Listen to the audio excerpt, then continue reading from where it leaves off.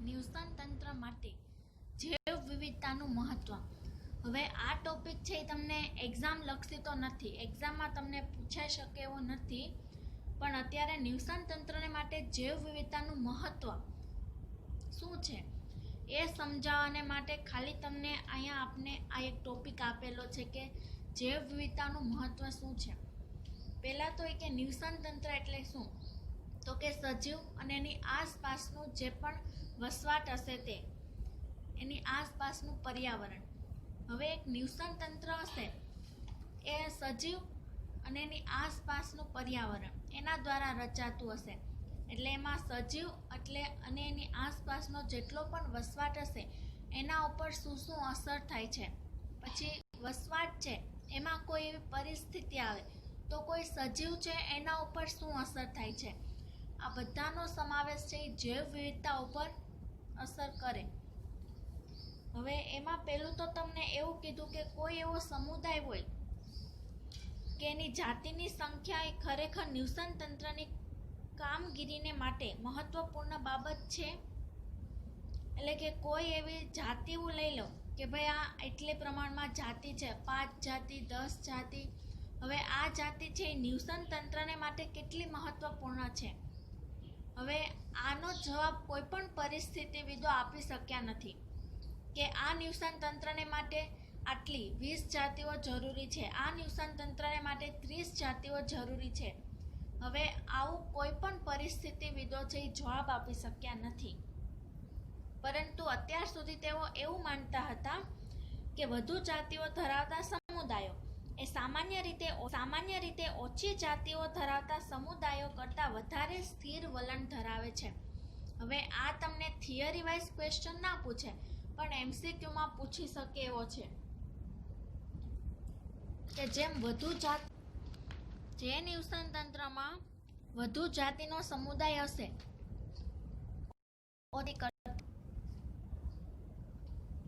એ હંમેશા સ્થિર વલણ દર્શાવશે.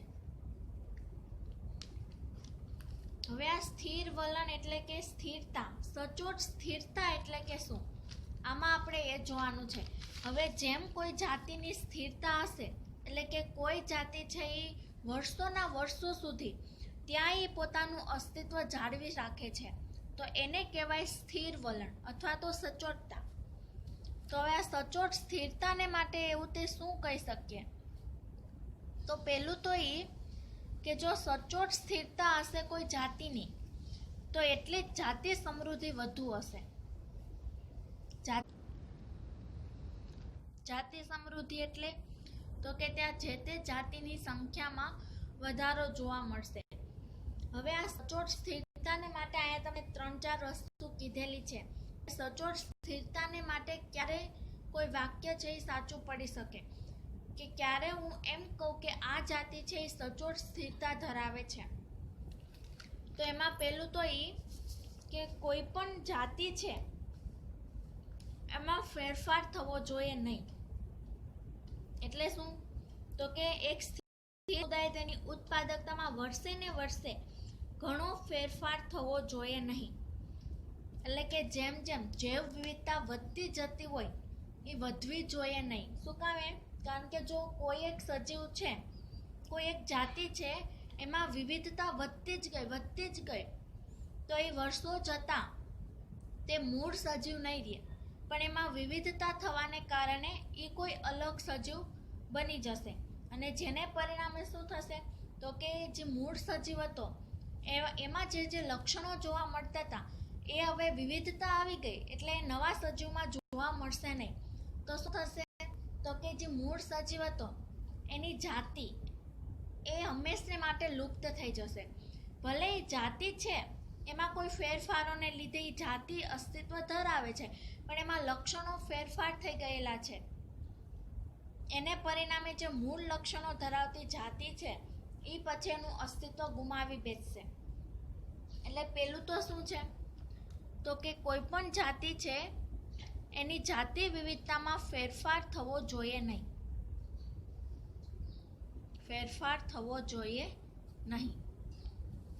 સચોટ સ્થિરતાને માટે. બીજું એ કે પ્રતિકારક હોવી જોઈએ. હવે આ પ્રતિકારક એટલે શું? તો કે સમયે સમયે કોઈ અવરોધો આવતા હોય, કોઈ વિક્ષેપો આવતા હોય તો એની સામે, પછી એ કુદરતી હોય કે માનવ સર્જિત હોય, પણ એ પ્રતિકારક અથવા તો સ્થિતિસ્થાપક હોવી જોઈએ. એટલે કે એનું અસ્તિત્વ છે એ ટકાવી રાખવી જોઈએ, નહીં કે કોઈ પરિસ્થિતિ, ભૂકંપ આવે, જ્વાળામુખી ફાટે અથવા તો કોઈ પણ દુષ્કાળ પડ્યો હોય તો કોઈ પણ એવું થાય કે અનુકૂલન, એ જાતિ છે એનું અનુકૂલન થઈ જાય, જેને પરિણામે શું થશે? તો કે અનુકૂલનને પરિણામેમાં જે તે લક્ષણ, મૂળ લક્ષણો જોવા મળતા હતા એ લક્ષણો જોવા મળશે નહીં. તો આવું થવું જોઈએ નહીં. જો સચોટ સ્થિરતા ધરાવતી જાતિ આપણે હોય તો એ પ્રતિકારક અથવા તો સ્થિતિસ્થાપક હોવી જોઈએ. ગમે તે થઈ જાય પણ એ જાતિમાં કોઈ પણ પ્રકારનો ફેરફાર થવો જોઈએ નહીં. પછી છે પ્રતિરોધક હોવી જોઈએ. હવે આ પ્રતિરોધકનું આમાં શું કે છે? તો કે કોઈ વિદેશી જાતિ છે એનું આક્રમણ થાય એટલે જેને પરિણામે મૂળ જાતિ છે એ અસ્તિત્વ ગુમાવી બેસે. આપણે સજીવ અને વસ્તી એ પાઠમાં ભણ્યા હતા કે કોઈ એક જાતિ છે એ શક્તિશાળી બની જાય તો બીજી નિમ્ન કક્ષાની જાતિ હોય એ લુપ્ત થવાની શક્યતા છે. તો આવું ન થાય એ માટે જો કોઈ વિદેશી જાતિઓ છે એનું આક્રમણ થાય તો એની સામે પણ આપણી જે જાતિ છે એ પ્રતિરોધક હોવી જોઈએ,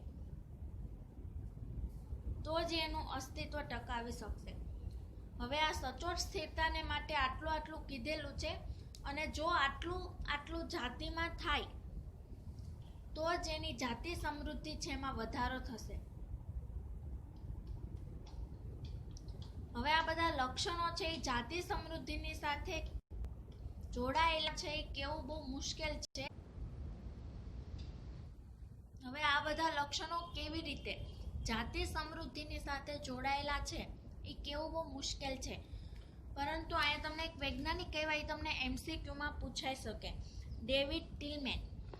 હવે આ ડેવિડ ટિલમેન છે એને શું કર્યું એ આમાં જોવાનું છે.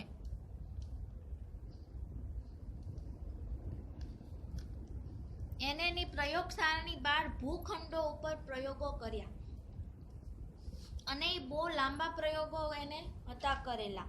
એમાં એને શું કીધું? તો કે વધુ જાતિઓ ધરાવતા ભૂખંડો એ કુલ જૈવભારમાં વર્ષે ને વર્ષે ઓછો ફેરફાર દર્શાવતા હતા. એટલે કે જે ભૂખંડ છે એ વધુ જાતિ ધરાવતા હશે તો એના જૈવભારમાં ઓછો ફેરફાર થશે. એટલે કે અહીંયા જૈવભારમાં ઓછો ફેરફાર એટલે કે ઓછી વિવિધતા દર્શાવતા હશે. આગળ જ આપણે વાત કરી ને સચોટ સ્થિરતા, તો એમાં કોઈ પણ પ્રકારનો ફેરફાર થવો જોઈએ નહીં. એટલે કે જેમ બને એમ જૈવ વિવિધતા ઓછી આવે એ જરૂરી છે. જૈવ વિવિધતા છે આપને ખૂબ ઉપયોગી છે, એમાં ના નહીં, પણ જો કોઈ જાતિની સચોટ સ્થિરતા જાળવવી હશે, આપણે જે મૂળ જાતિ છે એ જ આપણે જોતી હશે તો એમાં જૈવ વિવિધતા છે એ ઓછી હશે તો જ એ અનુકૂળ રહેશે. બાકી તો જે તે જાતિઓ વિવિધતા એમાં આવતી જ જશે અને મૂળ જાતિ છે એ કાળક્રમે લુપ્ત જશે. આવું ન બને એ માટે વિવિધતા છે એ ખૂબ જરૂરી છે. હવે ડેવિડ ટિલમેને શું કીધું? તો કે ભૂખંડોમાં જેમ જેમ વધુ જાતિ હશે, વધુ જાતિ સમુદાયો ધરાવતા હશે, તેમ તેમ શું થશે? તો કે એના જૈવભારમાં વર્ષે ને વર્ષે ઓછો ફેરફાર થશે.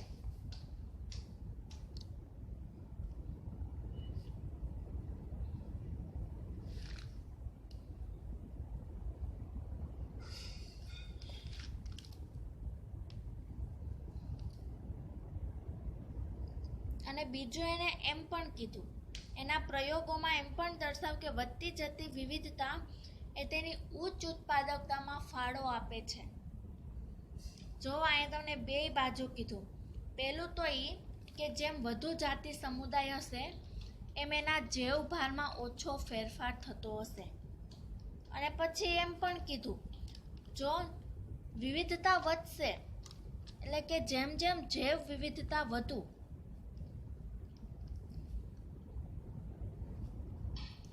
તેમ તેની ઉત્પાદકતામાં પણ વધારો થશે, ઉચ્ચ ઉત્પાદકતા મળશે.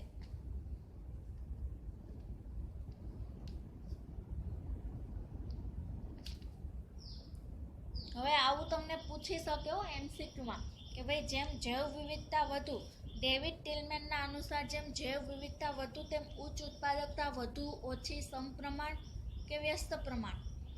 તો આમાં તમારે શું કહેવું પડશે કે જૈવ વિવિધતા વધુ તેમ ઉત્પાદકતા પણ વધુ હશે.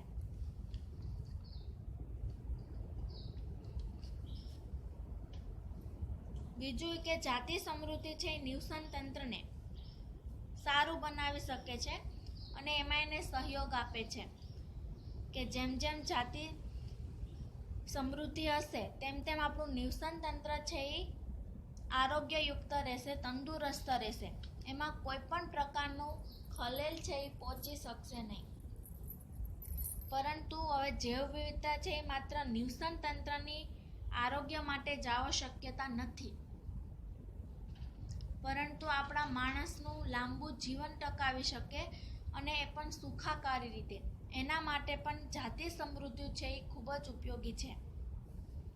હવે અત્યારે આપણે જોવો તો કેટલી બધી જાતિઓ છે એ રેડ લાઇનમાં આવી ગઈ છે, રેડ લિસ્ટમાં, કે એ જાતિઓ છે એ લુપ્ત થતી જાય છે. હવે આ આપણા માટે ખૂબ ચેતવણીયુક્ત કહેવાય. આપને ચેતવણી આપી દીધેલી છે કે ભાઈ હવે આ જાતિઓ છે એ નાશપ્રાય થતી જાય છે, તો હવે એને બચાવો, હવે તો જાગો. પણ આમ છતાં પણ જેટલા પ્રયોગો લેવાય છે એ ખૂબ ઓછા પ્રમાણમાં લેવાય છે. અથવા તો ક્યારેક એવું થાય છે મગર ઉછેર અત્યારે તમે જો તો ઉછેરવામાં આવ્યા છે, પછી જે જાત થવાને આરે હતી એ બધી જ જાતિઓને બચાવવાના પ્રયાસો કરવામાં આવ્યા. એમાં તો સૌ પ્રથમ જો તો લાયન, સિંહ માટે પણ એનો એક પ્રોજેક્ટ હતો, સિંહ માટે, મગર માટે પણ એવી રીતે હતો, મગર ઉછેરનો પ્રોજેક્ટ જે હતો એ, પછી પણ હતો. તો આ બધી ઘણી એવી જાતિઓ છે કે જેને બચાવવામાં સક્ષમ રહ્યા છીએ. પણ આનું એક બીજું પણ પરિણામ આવ્યું. અત્યારે તમે જુઓ તો પેલા આપણા ગામમાં મગર છે એ જોવા જ નહોતી મળતી, એકાદી બે એ માતાજીના ગુનામાં છે એ જોવા મળતી હતી. પણ હવે તમે જુઓ તો મગરો તમે વાડીમાં કે ગમે ત્યાં તમે એને જોઈ શકો છો. એનું રીઝન શું છે તો કે શાસનવાળા છે એ આ મગર ઉછેર પ્રોજેક્ટના અંડરમાં એ લોકો શું કરે, મગરના જે બચ્ચા હોય એને નદીમાં મૂકી જાય. એને કારણે એ લોકોને, કારણ કે ત્યાં જો એના પ્રોજેક્ટ ચાલુ હોય તો એને ખવડાવવા પીવડાવવામાં ને બધી રીતે એને ખર્ચો થાય. એટલે એ શું કરે, આજુબાજુના જેટલા પણ ગામ હોય એમાં આવી રીતે મૂકી આવે અને જેના પરિણામે એનો ઉછેર છે એ થઈ શકે એની આપમેળે જ. એટલે અત્યારે મગરનું પ્રમાણ ખૂબ જ મોટા પ્રમાણમાં વધી ગયું છે. હવે જે જાતિ લુપ્ત થવાને આરે હતી એને બચાવવાના પ્રયાસો થઈ રહ્યા છે અને એની સંખ્યામાં પણ ઘણો બધો વધારો થઈ રહ્યો છે. જરૂર નથી એનાથી પણ વધારે. એટલે આ પણ એક નિવસન તંત્ર છે એ સંતુલનને, નિવસન તંત્રનું જે સંતુલન છે એને જોખમ જ છે. હવે અહીંયા તમને એવું કીધું કે પશ્ચિમ ઘાટના વૃક્ષો પર જોવા મળતી ડેટકાની એક જાતિ જે હંમેશાને માટે વિલુપ્ત થઈ જાય તો શું પશ્ચિમ ઘાટના નિવસન તંત્રો ઓછા ક્રિયાશીલ બની જશે? હા, બની જ જાય ને. એક આખી જાતિ છે એને તમે આહાર કડીમાંથી લઈ લ્યો છો, આહાર કડી અથવા તો આહાર ઝાડમાંથી, તો શું થશે, એ આખી આહાર ઝાડ છે એમાં વિક્ષેપ ઊભો થશે અને જેના પરિણામે આખું નિવસન તંત્ર છે એમાં ખલેલ પહોંચશે. હવે અમુક જાતિ છે જે એના ઉપર આધાર રાખે છે, એ જાતિની સંખ્યામાં ઘટાડો થશે કે જેનો ખોરાક ખાલી ડેટકા જ છે. ભલે બીજો ખોરાક એ છે પણ ડેટકાને પણ એ ખાય છે, તો એ જાતિની સંખ્યામાં ઘટાડો થશે. અને બીજું કે ડેટકો જે જાતિને ખાય છે, નાના નાના કીટકો છે કે ગમે તે છે, તો એ જાતિની સંખ્યામાં વધારો થશે. તો આખી આપણી આહાર તંત્ર છે, આહાર ઝાડ, એમાં વિક્ષેપ ઊભો થશે. પછી જો પૃથ્વી પર કીડીઓની 20,000 જાતિઓને બદલે આપણી પાસે 15,000 જાતિઓ જ રહે તો આપણા જીવનની ગુણવત્તા પર કઈ અસર કરે છે? હા, કરે જ ને. હવે 20,000 જાતિમાંથી સીધી 5,000 જાતિઓ લુપ્ત થઈ જાય તો એ આખે આખું નિવસન તંત્ર છે એને અસર કરતા થાય જ. કોઈ એક જાતિ જો લુપ્ત થઈ જતી હોય, ચકલીને બચાવવાના કેટલા પ્રયાસો કરવામાં આવે છે. હવે આવી જ રીતે કેટલી એવી જાતિઓ છે ને બચાવવાના પ્રયત્નો કરવામાં આવે છે, પણ આમ છતાં પણ ગીધ જેવી ઘણી બધી જાતિઓ છે કે જેને બચાવવાને માટે અસક્ષમ આપણે રહ્યા છે. પછી ઘોરાડ છે. ઘોરાડનું મેં તમને કીધું તું, ખબર છે ને, ગળામાં એને ઓલો અટવાઈ ગયો તો કાચિંડો ને. એ છેલ્લી સ્પીસીસ છે. 3 જ કંઈક ઘોરાડ રહ્યા છે. હવે એ પણ હંમેશાને માટે લુપ્ત થઈ જવાના છે. તો ઘણી એવી જાતિઓ છે કે જેને બચાવવા માટે આપણે અસક્ષમ રહ્યા છીએ. તો ગમે તે જાતિઓ લુપ્ત થશે તો એ આપણા જીવન ઉપર અસર કરશે જ. હવે અહીંયા તમને 2 પરિસ્થિતિવિદો આપ્યા. એક તો આપ્યો ડેવિડ ટિલમેન, અને હવે પછીનો જે પરિસ્થિતિવિદ છે એ છે પોલ એહર્લિચ. એમસીક્યુ માટે 2 યાદ રાખજો. ડેવિડ ટિલમેન એનું કામ શું હતું? ભૂખંડ ઉપરનું. જ્યારે પોલ એહર્લિચ એને પૂર્વધારણા આપી, અને પૂર્વધારણા છે ધી રિવેટ પોપર.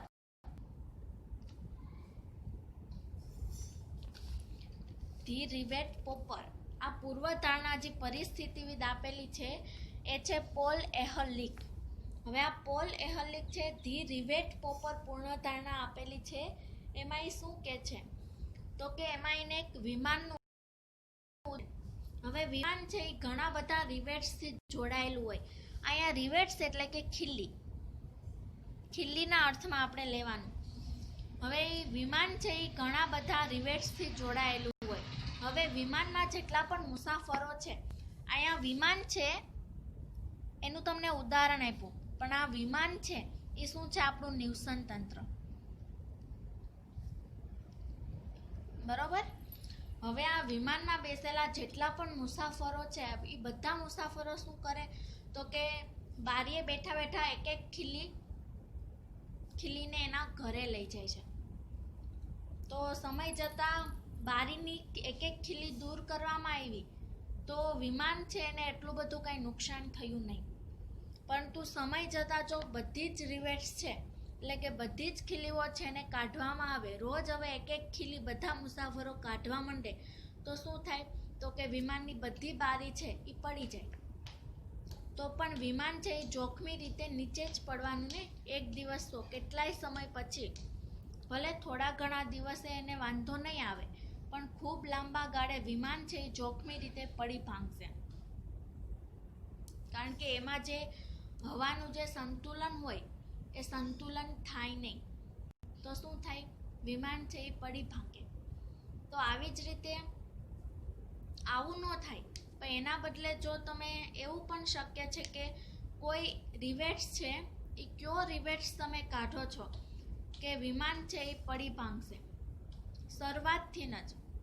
તો કે વિમાનની જે પાંખ છે હવે એના રિવેટ્સ ખોલી દો તો શું થાય તો કે વિમાન છે એ ડાયરેક્ટ પડી ભાંગશે. એને એક ક્ષણની પણ વાર ન લાગે. હવે બારીના રિવેટ્સ તમે કાઢો તો એમાં તો હાલો ઘણા બધા દિવસો વહી જશે પછી વિમાન છે એ પડશે.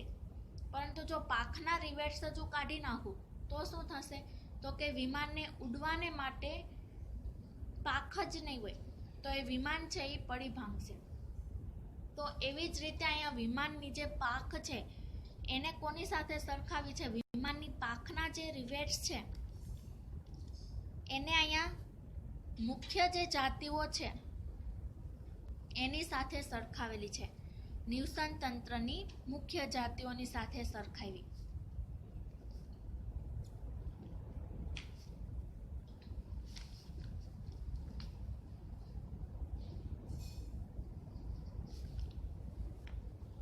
હવે આવી સ્ટોરીઓ તમને પૂછાય નહીં, પણ મેન તો આમાં શું પૂછાય તો કે 2 તો MCQ પૂછાઈ શકે એવા છે. ડેવિડ ટિલમેન વાળું અને બીજું પોલ એહર્લિક વાળું કે જેને ધી રિવેટ પોપર પૂર્વધારણા આપેલી છે. આ તમને થિયરી વાઇઝ તો પૂછાઈ શકે એવું નથી, પણ એમસીક્યુમાં પૂછાઈ શકે. અને જો અહીંયા તમને શું કીધું કે નિવસન તંત્રની મુખ્ય જાતિઓની સાથે વિમાનની પાંખના રિવેટ્સને સરખાવ્યું. એટલે કે જો નિવસન તંત્રમાંથી નાના નાના કીટકો છે એ દૂર થતા હશે ત્યાં સુધી તો કોઈને ધ્યાનમાં પણ નહીં હોય. અને એવા તો કેટલાય કીટકોની જાતિઓ છે, સૂક્ષ્મ સજીવોની જાતિઓ છે, લુપ્ત થતી જતી હોય, પણ એ તો કોઈને ધ્યાનમાં પણ નથી. હવે સિંહ, વાઘ છે એવી જાતિઓ છે લુપ્ત થતી જાય તો એ તમને ધ્યાનમાં આવશે અને એને બચાવવાના પ્રયાસો થતા હોય છે. પણ આ જે કીટકો જેવી છે, જેટલી પણ જાતિઓ છે નિવસન તંત્રમાં ભલે એનો થોડો ઘણો ઓછો ફાળો હશે, પણ એનો ફાળો નહિવત તો નથી જ.